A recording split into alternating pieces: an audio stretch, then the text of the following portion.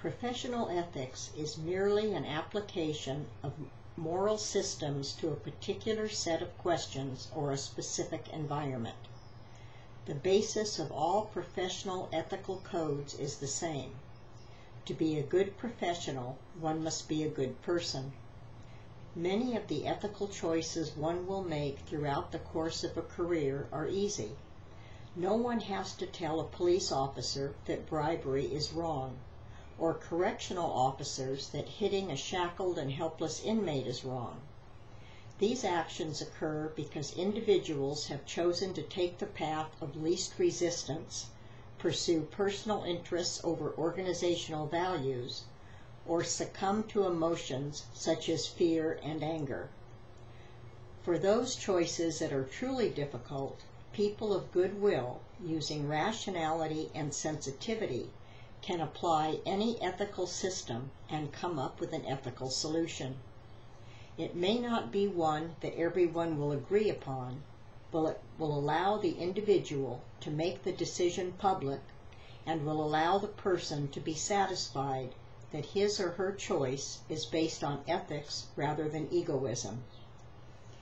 The first 5 chapters in the text addressed issues including morality, ethics, justice, and law in the abstract. This chapter focuses on criminal justice professionals and how these concepts can be applied to them. Issues faced by the criminal justice professional involve a broad array of ethical questions, and it is important to recognize them for what they are. Further, what people do is sometimes influenced by what they think they know, so criminal justice researchers must also monitor their practices and be careful to avoid letting bias and political or financial pressure influence their research. Law and policy are set by politicians and administrators, and they must make sure that they are objective in their evaluation of research and information that is used to help them make decisions. Informal policies are always at the discretion of the first-line staff personnel. How staff members perform their jobs determines whether justice is a reality or an illusion. The greatest protection against corruption of power is a belief in and commitment to the democratic process and all it entails.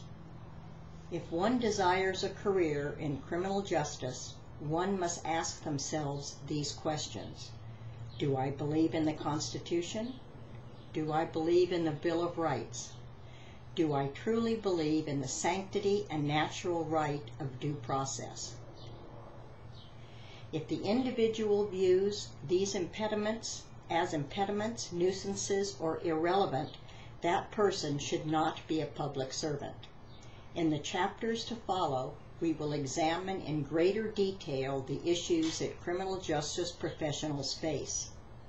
Now please continue reading this chapter and go on with this week's assignments.